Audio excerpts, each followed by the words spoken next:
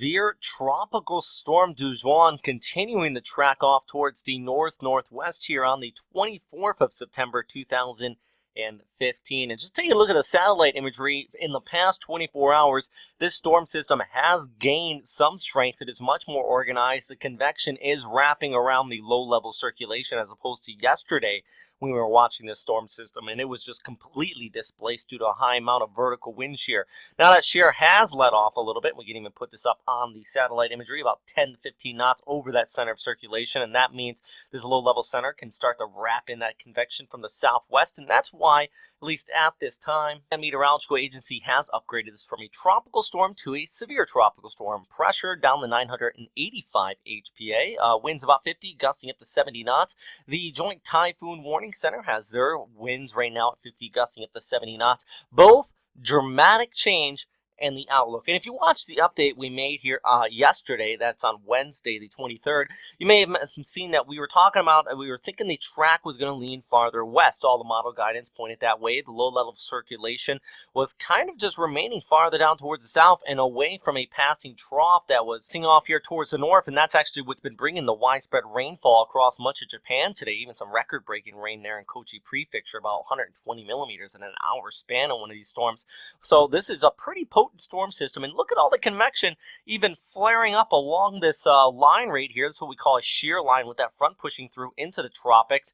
But we originally expected, and all the agencies for that matter, this low pressure area to be up in this area and being encountered by that shear line right in here. And if that happened, right now, this storm system would be following along that and racing off towards the northeast. But the key thing is, it's remaining just far enough south where this is going to be missing that high pressure ridge is going to work its way in, and we're going to see our storm system work a little bit farther towards the west. And that's one reason why whenever we get an initialization on a storm and people ask, is it going to hit my house 5 o'clock next week on a Monday? And we always say, hey, things are still definitely undetermined. Now, with the storm becoming a little bit stronger, the dynamics are setting up the pretty more confidence here that this is going to track off towards the west-northwest, likely impacting Ishigaki or Miyako-jima, but I think it could be even a little bit farther west, moving into Taiwan by early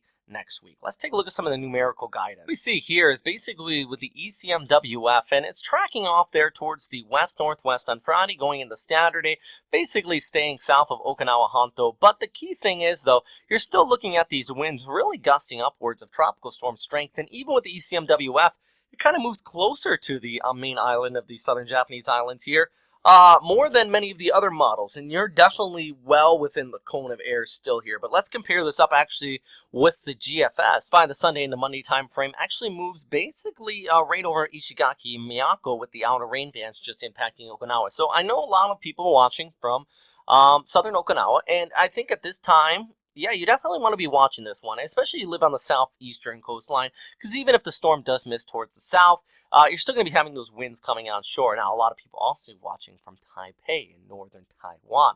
I think this is definitely going to be coming in your direction. At the very least, it's going to be one of those storms that are a rainmaker, but if it comes close enough to the coast, we could see another pretty significant storm, maybe even some typhoon strength winds across northern areas of Taiwan. Likely the storm should just clip or move just north of Taiwan here, and if you remember back on the track from the Japan Meteorological Agency, exactly what they show is going to be happening, and a lot of the convection is still displaced down towards the south. So unless we see this wrap up, a lot of the convection will still come on shore.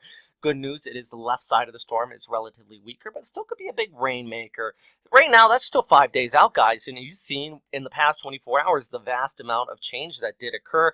My personal thoughts, this is kind of wobbling in a westerly projection. I think that Miyako, you definitely want to watch it. I think southern Okinawa, I think you could be hit by at least tropical storm strength winds. If the storm does decide to recurve, it's a totally different ball game, but at least right now, Miyako and Ishigaki, crosshairs, and maybe even northern Taiwan. 24 hours, I'd be a lot more confident on Taiwan. For now, though, that's all I'm going to talk about on this. A lot of stuff going on with this storm system, so please check in at westernpacificweather.com. We're going to continue to keep you posted. Take a look at some of these models from 0Z, though, all over the place, and that's what's making this kind of tough to watch as far as this storm system. All right, guys, thanks again for watching, and as always, Stay safe out there.